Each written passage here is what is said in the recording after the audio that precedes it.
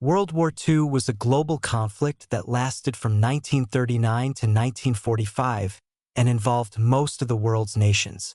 It did not begin suddenly. It grew out of unresolved problems after World War I, economic collapse, political extremism, and failures of diplomacy. Many countries were tired of war, but that exhaustion created space for aggressive regimes that believed force was the fastest way to change history. After World War I, Germany was left politically unstable and economically damaged. The Treaty of Versailles imposed territorial losses, military restrictions, and heavy reparations. For many Germans, this treaty felt humiliating. During the 1920s and early 1930s, inflation destroyed savings, unemployment rose, and faith in democratic institutions weakened. In this environment, radical ideas gained traction. Adolf Hitler and the National Socialist German Workers' Party promised to restore national pride, rebuild the economy, and overturn the post-war order. Once in power in 1933, Hitler moved quickly to eliminate political opposition, control the press, and militarize society. Germany began rearming in open violation of international agreements. Other European powers noticed but were reluctant to act. Memories of the previous war were still fresh, and many leaders hoped concessions could preserve peace. At the same time, Italy under Benito Mussolini pursued its own expansionist ambitions, invading Ethiopia in 1935. Japan, facing resource shortages and internal pressures, expanded into Manchuria in 1931 and later into China. These actions showed a pattern. Authoritarian states were willing to use violence to reshape borders, and the international system lacked the will to stop them. In Europe, Hitler first moved to unite German-speaking populations. In 1938, Germany annexed Austria in the Anschluss, meeting little resistance. Later that year, Germany demanded the Sudetenland, a region of Czechoslovakia with a large German population. Britain and France agreed to the Munich Agreement, allowing Germany to take the territory in exchange for a promise of no further expansion. That promise did not last. In March 1939, Germany occupied the rest of Czechoslovakia. This made it clear that appeasement had failed. When Germany demanded territory from Poland, Britain and France issued guarantees to defend Polish independence. On August 23, 1939, Germany and the Soviet Union signed a non-aggression pact, secretly agreeing to divide Eastern Europe between them. This removed Germany's fear of a two-front war. On September 1, 1939, German forces invaded Poland.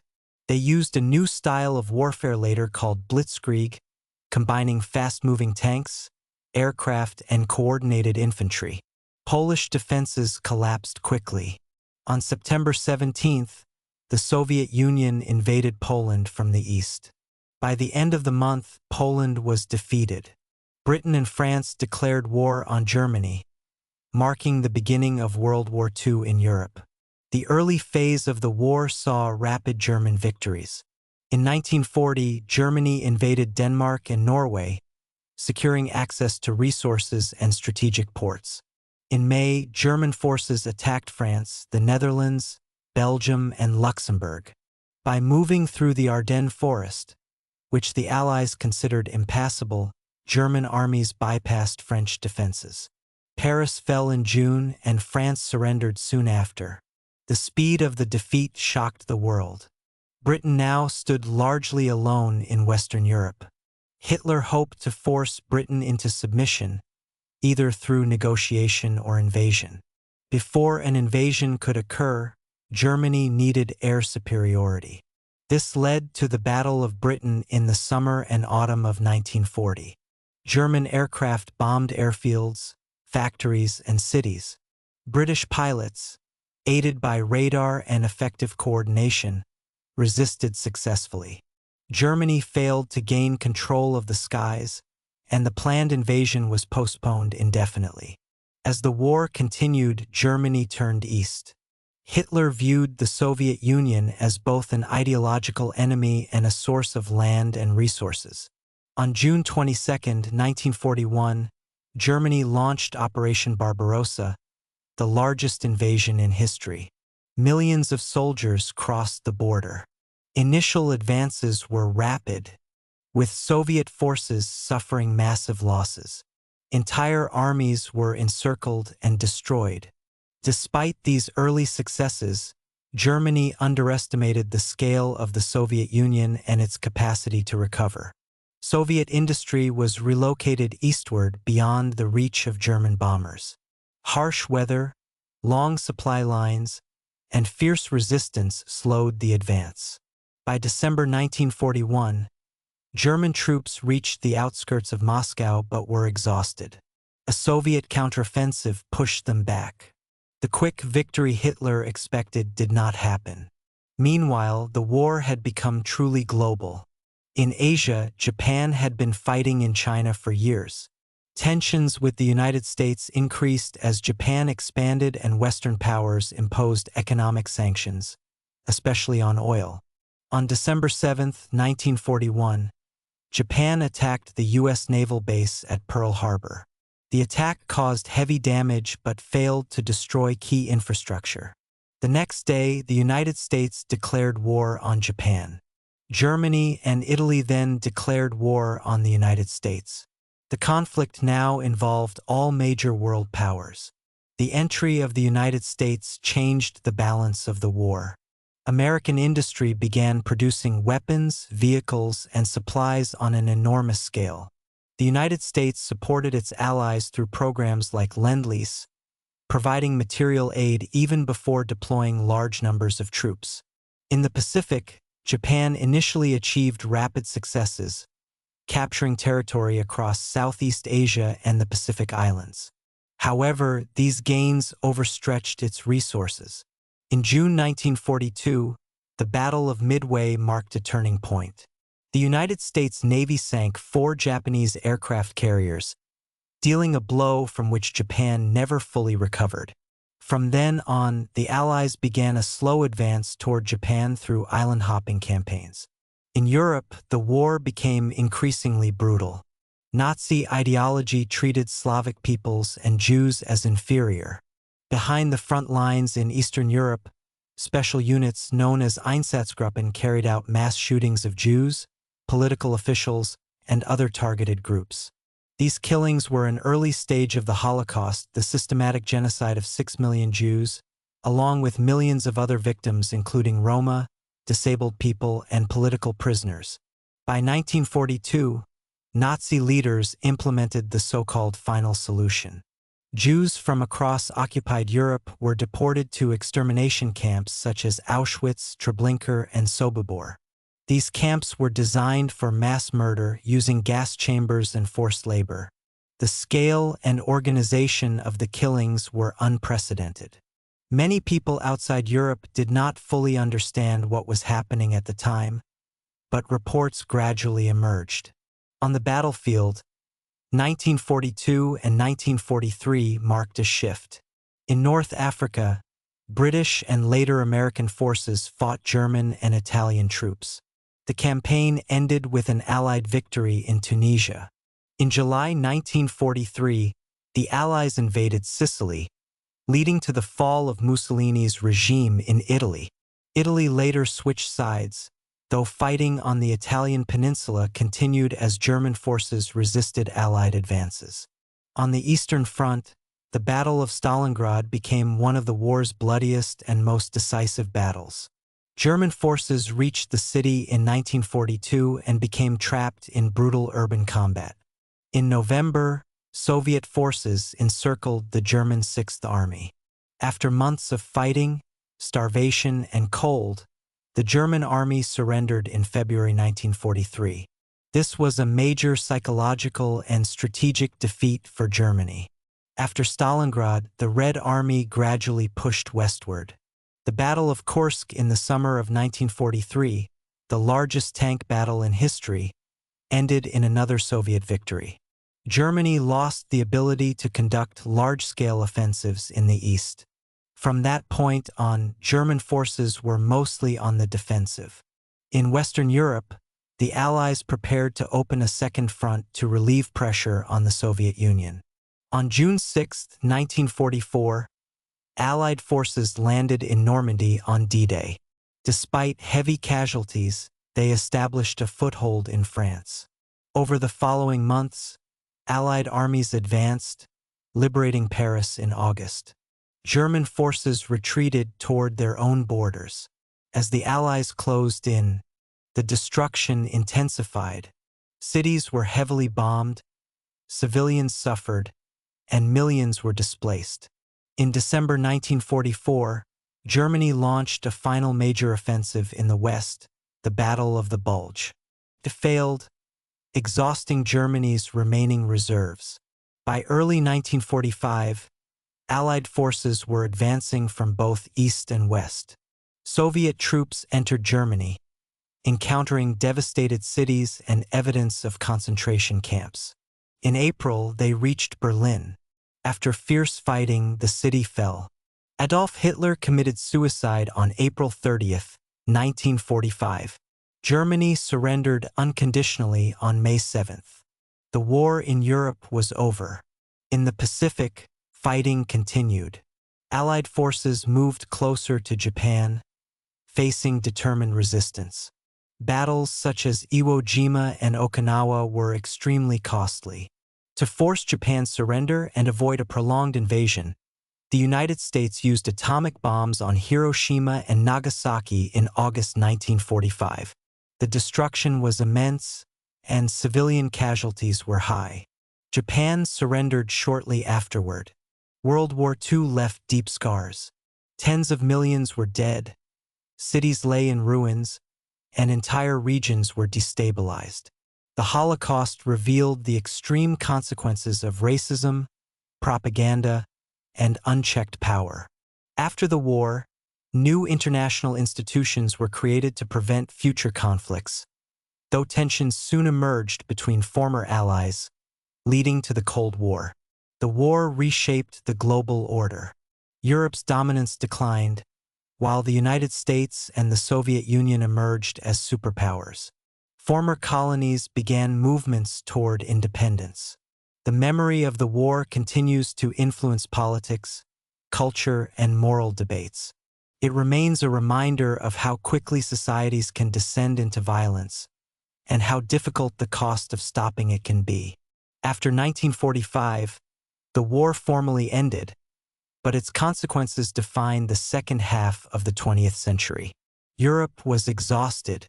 Industrial regions were destroyed, housing was scarce, and food shortages were widespread. Millions of displaced people moved across the continent. Former prisoners, forced laborers, refugees, and survivors of camps who had no homes to return to. Governments faced the basic problem of keeping populations alive before they could even think about politics.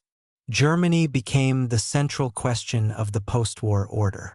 The country was divided into occupation zones controlled by the United States, the Soviet Union, Britain, and France. Berlin itself was split despite being located deep inside the Soviet zone. The Allies dismantled remaining military structures, banned Nazi organizations, and removed former party members from public office. This process, called denazification, was uneven and often pragmatic. Many former Nazis were eventually reintegrated because the state could not function without experienced administrators. The Nuremberg trials marked a turning point in international law. For the first time, leaders of a defeated state were prosecuted for crimes against humanity, war crimes, and genocide. The trials documented the Holocaust in detail and exposed how bureaucratic and systematic the violence had been. The defense that perpetrators were just following orders was rejected. This established the principle that individuals are responsible for their actions even during war. While the trials addressed the past, the future was already dividing former allies. The Soviet Union had lost tens of millions of people and viewed Eastern Europe as a buffer zone against future invasions. Communist governments were installed across Poland, Czechoslovakia, Hungary, Romania, and Bulgaria. Political opposition was suppressed, and economies were reorganized along centralized lines. The United States and Western Europe took a different path. Democratic institutions were restored, and market economies were rebuilt with external support. The Marshall Plan provided massive financial aid to Western European countries. It stabilized currencies, rebuilt infrastructure, and accelerated industrial recovery. Living standards rose faster in the West than in the East, deepening political and ideological divisions. By the late 1940s, Europe was effectively split into two blocks. Winston Churchill described this division as an iron curtain. On one side were NATO countries aligned with the United States. On the other were Warsaw Pact states aligned with the Soviet Union. World War II had ended, but a new conflict, the Cold War, had begun. It was defined less by direct fighting and more by nuclear threats, proxy wars, and ideological competition. Nuclear weapons fundamentally changed the nature of global conflict. The atomic bombings of Hiroshima and Nagasaki demonstrated that entire cities could be destroyed in seconds. Both the United States and the Soviet Union developed large nuclear arsenals. The idea of mutual assured destruction meant that a direct war between superpowers could lead to global catastrophe. As a result, restraint became as important as strength. The war also accelerated the collapse of colonial empires. European powers were too weakened to maintain control over distant territories. In India, independence came in 1947. Across Southeast Asia, the Middle East, and Africa, nationalist movements gained momentum. Some transitions were relatively peaceful. Others involved long and violent conflicts. World War II weakened the idea that European rule was inevitable or permanent. Social structures changed as well. During the war, women had entered factories, offices, and auxiliary military roles in unprecedented numbers. After the war, many were pressured to return to domestic life, but expectations had shifted. The experience contributed to later movements for gender equality, especially in Western countries. For survivors, the war did not end with victory or surrender. Veterans returned with physical injuries and psychological trauma that was poorly understood at the time. Survivors of camps faced the challenge of rebuilding lives after systematic dehumanization. In many countries, people avoided discussing these experiences for decades. Silence became a coping mechanism. Memory of the war developed differently across regions. In the Soviet Union, emphasis was placed on sacrifice and victory, with less discussion of early failures or political repression. In Western Europe, narratives focused on resistance, sometimes minimizing collaboration. In Germany, public confrontation with responsibility evolved slowly, becoming more open only in later generations. World War II is often used as a moral reference point. Political leaders invoke it to justify actions, define threats, or draw lessons about appeasement and resistance. These comparisons are often simplified. The actual history shows a chain of decisions, compromises, miscalculations, and deliberate crimes rather than a single clear moment when disaster became inevitable. The war demonstrated how modern states can mobilize entire societies for destruction. It showed how propaganda can normalize violence, how bureaucracy can enable mass murder, and how fear can override empathy.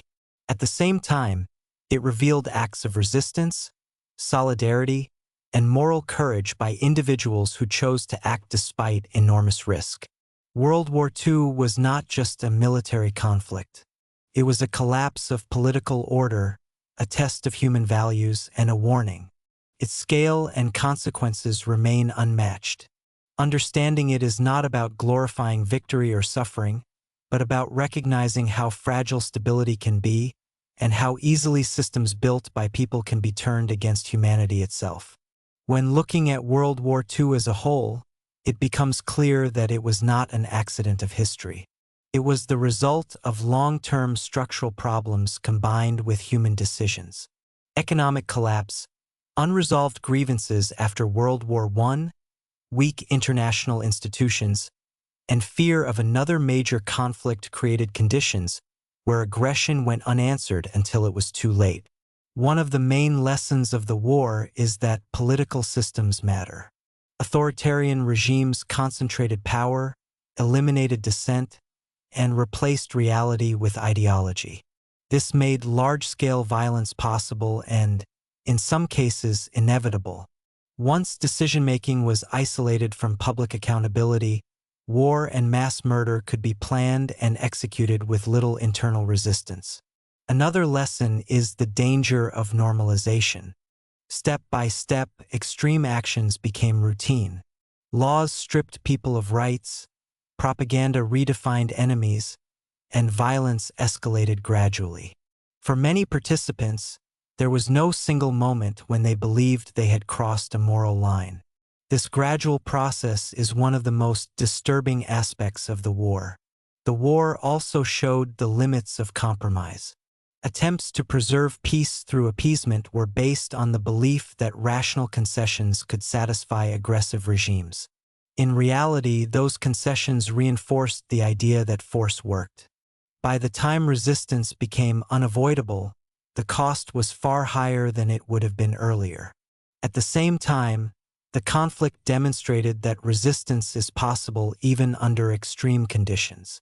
Military resistance slowed and eventually reversed aggression, but civilian resistance also mattered. Underground networks, sabotage, information sharing, and the protection of persecuted people did not stop the war, but they saved lives and preserved moral agency. World War II blurred the distinction between civilian and soldier. Industrial warfare, strategic bombing, blockades, and genocide meant that entire populations were targets. This reality challenges older ideas of honorable or limited war. The conflict showed that modern war, once unleashed, tends toward total involvement and total destruction.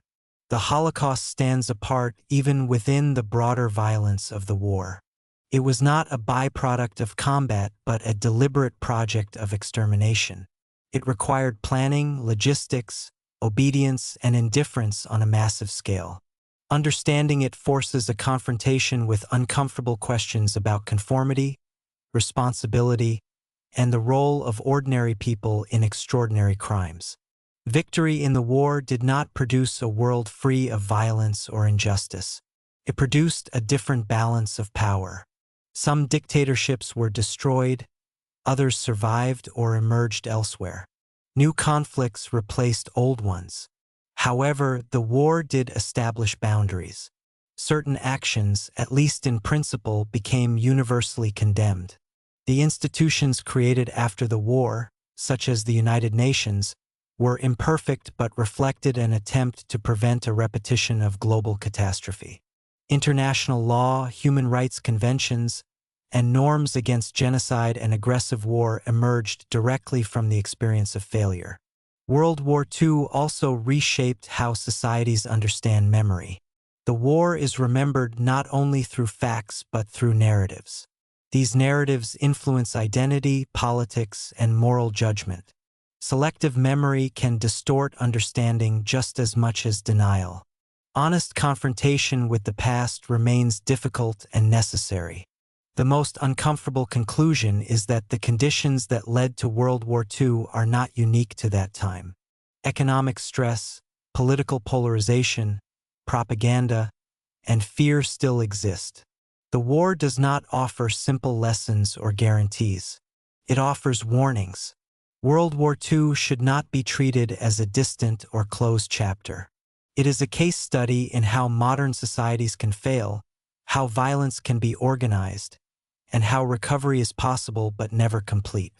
Its relevance lies not in comparison or analogy, but in understanding the mechanisms that turned instability into catastrophe.